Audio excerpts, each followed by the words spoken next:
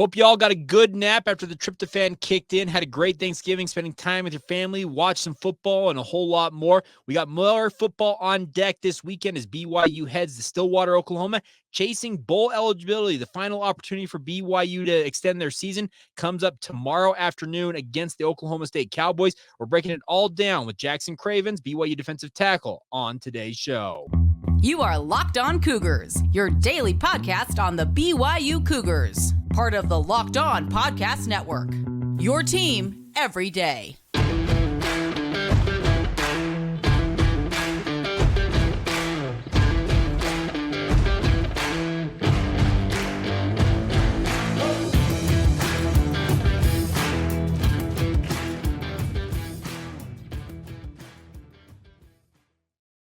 What's up, everybody? I'm Jake Hatch, your host here on Locked On Cougars, your resident BYU insider. Thank you for making Locked On Cougars your first listen of the day. Thank you to all of you who are everydayers with us right here on the Locked On Podcast Network. Of course, we are your original daily podcast focused on all things BYU sports, and our title sponsor today on the show is our good friends over at Game Time.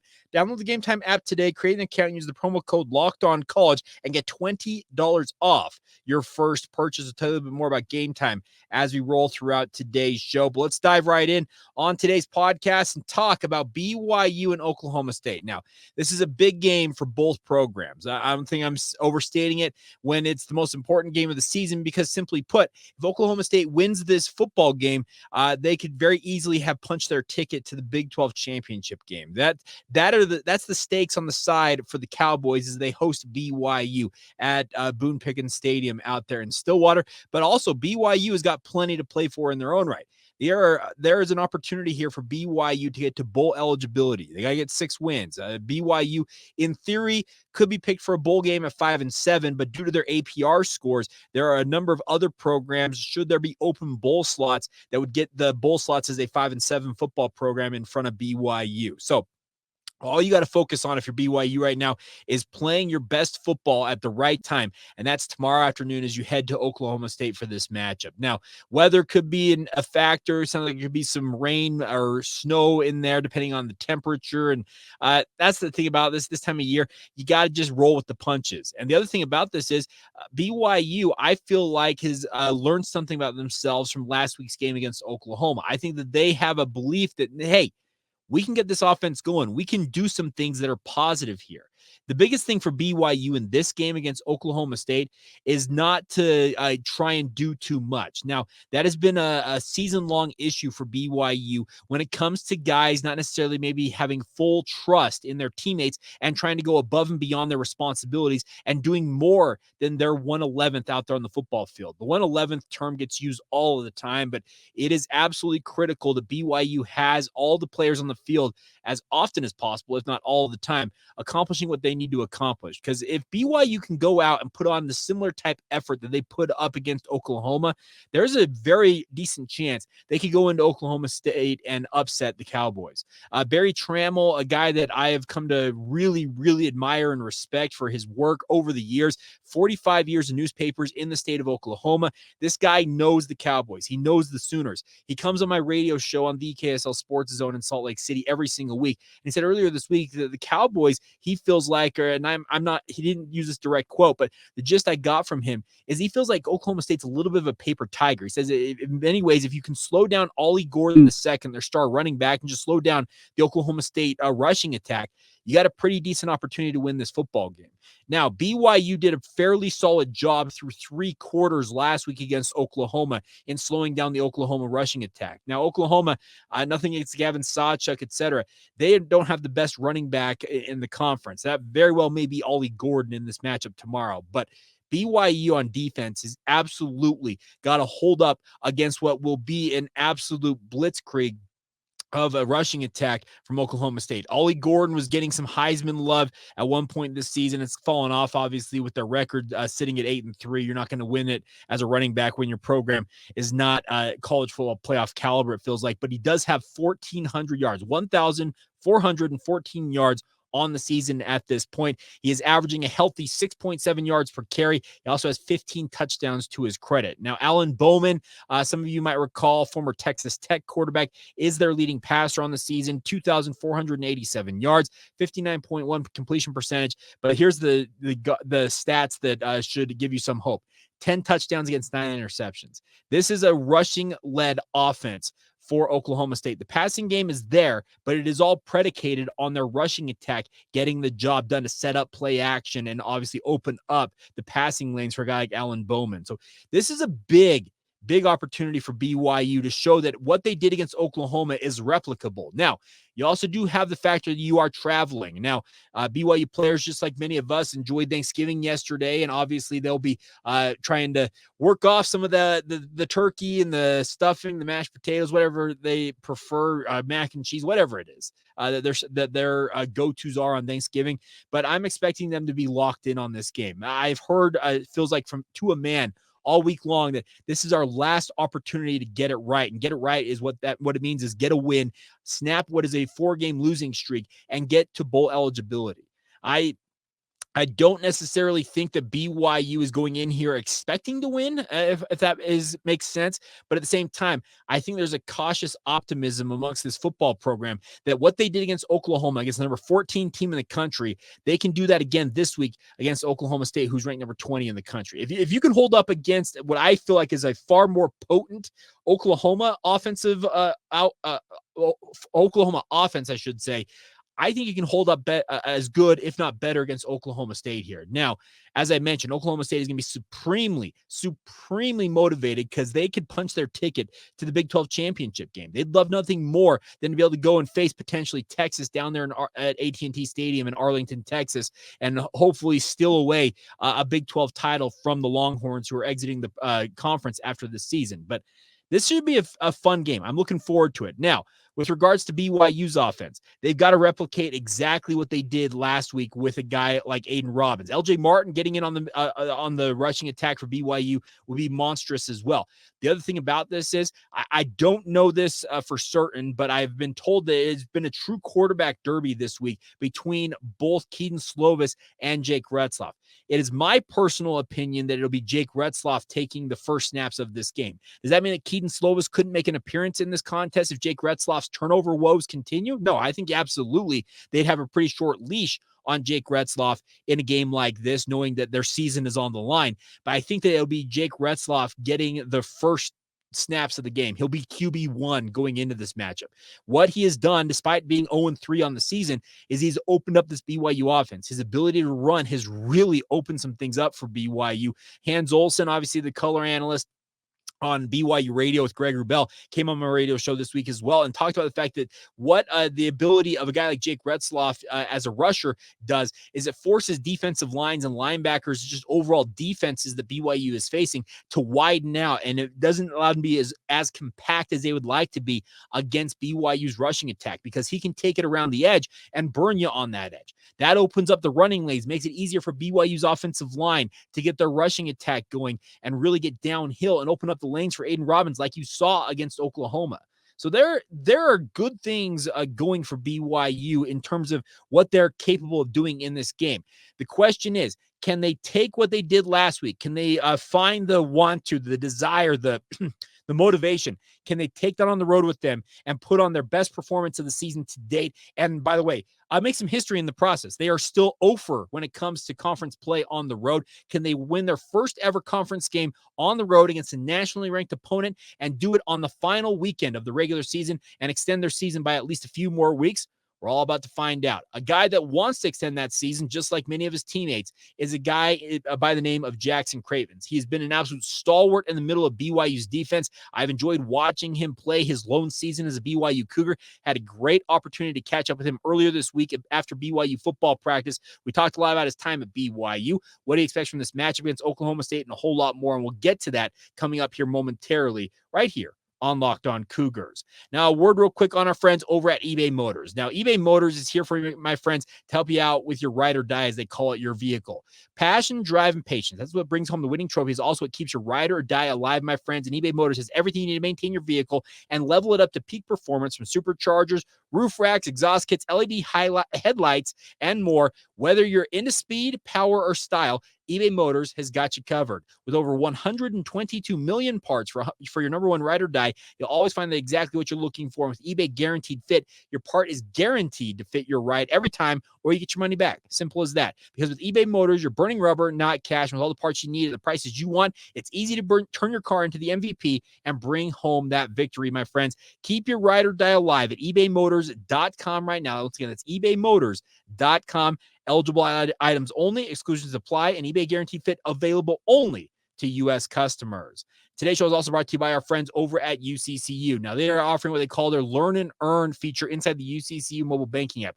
All of us want to be smarter when it comes to our finances. We all obviously want to be as in the know as it is when it comes to our money as we possibly can be. That's where Learn and Earn comes in, my friends. They offer these classes, essentially. They're just lessons that are broken down, quizzes and trivia. And once you accomplish those, you get points, and you can accrue those and redeem them for gift cards to many, many places like Walmart, Nike, Sephora, and a myriad of other retailers. The best part is the app is available inside the UCCU mobile banking app. The Learn and Earn feature is inside the UCCU mobile banking app. So you can play it anytime, anywhere. And of course, the more you play, the more you learn, and the more you learn, the more you earn. It's simple as that. Once again, that's Learn and Earn, part of UCCU's award-winning Be Money Smart Youth Banking Program, helping kids, teens, and parents all become more financially literate, and they're doing it together. It's all courtesy of your friends at UCCU. Love where you bank. Thank you once again for making Locked On Cougars your first listen of the day, everybody. Hope you're having a fantastic Black Friday. If you're out shopping, the midnight sales as it is, or if you're watching this later on in the day after you took a nap, no matter what, I hope you had a fantastic Thanksgiving holiday, and a big thank you for taking some of your time on a pretty big holiday around the country to spend some time with us right here on Locked On Cougars. All right, so had a chance, as I mentioned, to catch up with Jackson Cravens, a guy that played his high school ball literally a stone's throw away from Lavelle Edwards Stadium and BYU at Timpview High School. Ultimately committed and signed with the Utah Utes. Obviously, he's got family connections to the Whittingham clan. His mom is a Whittingham, as you will learn. Ultimately transferred to Boise State, where he's a stalwart for the Broncos for a number of years, and decided, you know what, I'm going to come home and play for my hometown team in BYU. It's been a whirlwind journey, but I had a great chat with Jackson Cravens to talk about what the journey's been like for him. I want to let you guys hear that conversation right now, right here on Locked On Cougars. First thing I wanted to ask you about is just your experience at BYU. You had a 1 year here, and you've had a pretty well traveled because you started at Utah, went to Boise. But how has the experience at BYU for this season been so far? It's been awesome, man. Being back home around my family and just getting to know all these awesome people at the university, and also play for such a great coaching staff, especially Coach Kalani and Coach Puha. They taught me so much since I've been here. I mean, honestly, everybody, even Coach Pop. So it's been somewhere I've been able to grow as a person and a player. Did you, I guess, go back to your recruiting days, were you recruited by Kalani and Puha and those guys? So I mean, out of high school, I think Coach Kalani kind of knew I was going to go to Utah, but I mean, we talked here and there. I mean, I've always known him, so he's always been someone that I've talked to. And Coach Puha, he was actually at Utah before I transferred to Boise State. Okay. And then, yeah, we met back here, so it's been awesome. You're obviously from the Whittingham clan. How fun is it to have like the Whittinghams back at BYU all these years later via you, after your grandpa and your uncle and everything? It means a lot to me, man. It's surreal that I was the first grandchild to be able to play here. I mean, I had all my uncles and grandpa play here, so it's been awesome to kind of, carry on a legacy here as well. So. Obviously, as you're heading into Oklahoma State, and Kalani talked about this earlier this week, you guys know what you need to do. You got to win a game to extend your season another game. Has that been the message amongst the players as well this week? Of course. I mean, making a bowl game is everything for us right now. We're fighting hard for that, and it's definitely an emphasis to come out 6-6 and then go to a bowl game. That'll be sweet for the seniors and for the rest of the team as well. What can you guys take away from the Oklahoma game that you feel like will give you the confidence going into Oklahoma State? I mean, it was down to the wire, so we can take that confidence going in, knowing that we played with one of the top teams in the Big 12, and then carry that over to this game and just play stout up front, as stout as we can. There's always stuff we can fix. I mean, we watched a bunch of stuff we could fix, so. What is the biggest thing you guys need to fix? Is it because Ollie Gordon is yet another one of the great running backs you're going to face this week? Are you focusing on him? Like, what's the game plan? Yeah. I mean, I think physicality was something that we were able to bring to the table, and I think we're going to carry that over for sure. And now it's just tightening up, our fits, staying in our gaps so the running back can't get loose, taking on the right blocks the right way, and just go from there. What excites you the most about going to Stillwater and some of these Big 12 locales you guys have had the opportunity to travel to this year? I mean, I've been looking forward to that since I got here. So just that it's fun. Every week I'm like, oh, this game is finally here. I've been thinking about this since I got here last winter. So each game is huge, What was that a draw for you? Obviously, the opportunity to play Power 5 football, having played at Boise State for all those years? Like a draw. To play Power 5 football, to come to BYU and play in the Big 12. I mean, it just kind of happened that way. Okay. I think I would be at BYU regardless my last year, if we went to the Big 12 or not. Yeah. But I mean, that's a dream come true for me. I mean, I always want to do that since I was a kid. So just when the opportunity came about, it was super exciting. And like I said, every week it's like, oh wow, now I'm playing the next big team. So. What are one or two things you'll take away from your time here at BYU that you'll, remember forever in a way? I think just the brotherhood, man. Okay. It's I've made so many great relationships here with coaches and teammates, and then just it's been such a fun season for me. Like, this is definitely the funnest season I've had since I played college ball, and just being at such a great university, to be honest. What made it so fun? I feel like I was just able to kind of play a little more loose here within the framework of the defense. So that really kind of made my game go up a lot, I felt like. Well, I've had a conversation, I think it was Kedon Haas who told us that Jay Hill's defense allows you, once you accomplish your assignment, you're allowed to kind of freelance in a way and make the play. Is that kind of the assessment you'd make of it as well? Yeah, it's definitely like that in a way, but also there's kind of like a fine line because you got to stay and do your job as well. So if we're just bouncing around everywhere, then it's not going to work out. But like I said, within the framework, you're out there feeling pretty loose, ready to make some plays. You express your personality, as you said. Like that's the fun part about it, I'm sure. Yeah, of course. Last thing for me is, obviously, if the season does come to an end this week, TBD on that, what are your plans for the future? I mean, I'm not even thinking like that right now. Okay. All I'm thinking about is winning this next game. But after season, plan to train and do pro day and see where I can take myself from there. There you go, Jackson Cravens, BYU defensive tackle, and a big thank you to him for taking the time to join us here on the podcast. And you heard him talk about it. It's kind of funny. He talked about he's the first grandchild in the Whittingham clan to play back in Provo since his uncles were there. And obviously, it's kind of a family affair when it comes to the Whittingham clan. They're football royalty through and through. His uncles, obviously, Kyle Whittingham is the head coach of the University of Utah. He's had his other uncles. I think his uncle, Kerry Whittingham was his head coach at Timpview High School. So fun to see all of that. And obviously, you can tell he's very motivated to go out there and extend his collegiate career by at least one more game, and then ultimately off onto the next adventure. And that ultimately, I think, will take him towards the NFL and give it the best shot he possibly can. He's had a very, very solid season for BYU on that defensive line. He has been far and away BYU's most consistent and best defensive tackle on the roster.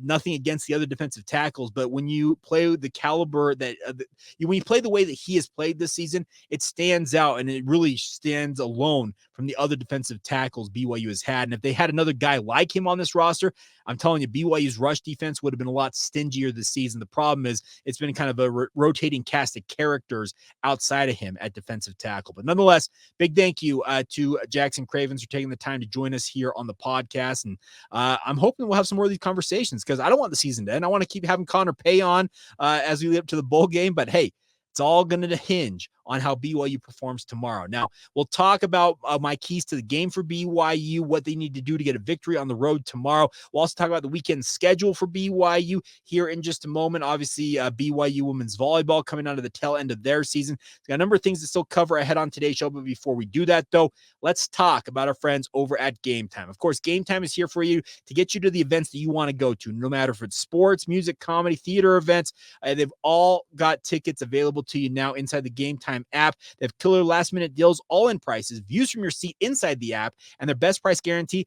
Game Time takes the guesswork out of buying tickets. They want to make it as simple as possible. 2 taps and you're done. The tickets appear in the app. Now to fumble through your email on your phone to find the barcodes to get into the event. It's all inclusive. It's all in one with the Game Time app, my friends. It's absolutely awesome. They have deals on tickets right up to the start of the event and even an hour after it starts. It's the best place to find last-minute seats. They have exclusive flash deals and sponsored deals on tickets for football, basketball, baseball, concerts, comedy, theater, and more. So check it out now. Download the Game Time app today. Create an account. Use the promo code LOCKEDONCollege for $20 off your first purchase. Terms apply. Again, create an account now and redeem the promo code LOCKEDONCOLLEGE. That's Locked On College, my friends, for $20 off. Download Game Time today. Last minute tickets, lowest price guaranteed.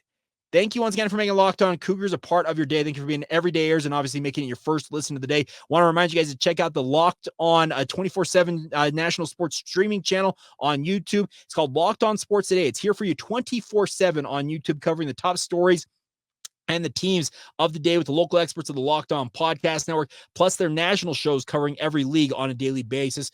Go to Locked On Sports Today on YouTube and subscribe to the first ever national sports 24/7 streaming channel right now. All right. So coming up this weekend, BYU basketball was participating in the Vegas Showdown. I'm actually recording this a little bit early due to some family obligations I've got around the holiday. So I'm not going to have a reaction to that. Big wins for BYU, big losses. Ooh, hey, we'll break it all down. We'll do a postcast after BYU football, and I'll probably fit in some thoughts on the basketball program alongside that tomorrow afternoon. But BYU taking on Arizona State, that obviously took place Thanksgiving night, and obviously we're going to face the winner of NC State or Vanderbilt. That's taking place tonight. So, like I said, a full reaction to that coming up on our postcast edition, and more importantly, going into next week as well for BYU on that front. But tonight, BYU women's soccer, the number 1 seed, faces longtime rival, I guess you'd call it, a nemesis. I don't know how you want to term it, but North Carolina, the dynasty that are the Tar Heels, are coming to Southfield to take on BYU tonight. That's at 6 o'clock Mountain Time. We'll be streaming live on ESPN+.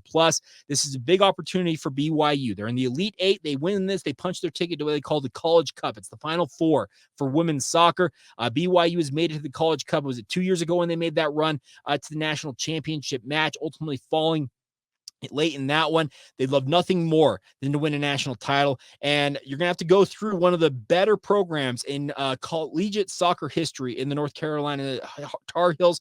The nice part is BYU's got the elevation advantage to their credit. And by the way, the weather could play a role in this as well. It's not going to be the warmest, and obviously North Carolina, coming from far fairer climes, I guess I should say, is another advantage for Jennifer Rockwood and her team. We'll be rooting them on. That'll be 6 o'clock start at Southfield. I think tickets are already sold out for it. So if you're open to go, hopefully you can find someone on the secondary market. You've got a really, really good friend that can get you in. Also tomorrow, BYU women's volleyball takes on TCU in Fort Worth. That'll be at 12 o'clock Mountain Time. It's also going to be on Big 12 now on ESPN+. If you want to tune into that, it'll be at Schollmeyer Arena down there in Fort Worth, Texas. The women's volleyball program ranked 16th in the country, came off a very dominant sweep on the road at West Virginia on Wednesday night. So we'll see how they do in this matchup tomorrow down there in Fort Worth. Hopefully close up their season in emphatic fashion, because the regular season is coming to a close. I believe the NCAA tournament selection show is coming up this weekend as well. So big opportunities for BYU women's volleyball. All right, so the final note before we go on today's show is keys to the game for BYU. If BYU wants to get their 6th win, what do they need to do? A, win the turnover margin. BYU, I'll say it again, they're 5-0 when they've won the turnover margin this season. They're 0-6 when they're even or minus in the turnover margin this season. If you can get 3 or 4 takeaways this game, it's going to go a long way to helping BYU win this game. And honestly, if BYU, let's be honest, if you take those turnovers that BYU gave away against Oklahoma, Does BYU win by 1 or 2 touchdowns? It feels like you never quite know, because obviously that it's what happened in the game.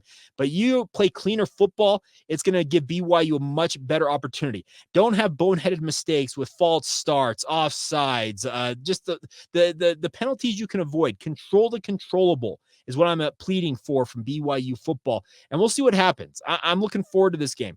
Other thing, I want to see the running game continue to do what it's done the past 2 games. It felt like it was a little bit of an anomaly what they did against Iowa State, as they ran for 180 yards in that game, one of the best outputs to date. Then they go out and run for 200 plus against Oklahoma. You do that again against Oklahoma State, I think it would go a long way to helping BYU notch a major upset in this game. You got to have Aiden Robbins doing his thing, and if he's got the hot hand once again, feed him as much as you want. It was really cool to see Aaron Roderick talk about LJ Martin, say, no, give Aiden the ball. He's got the hot hand right now.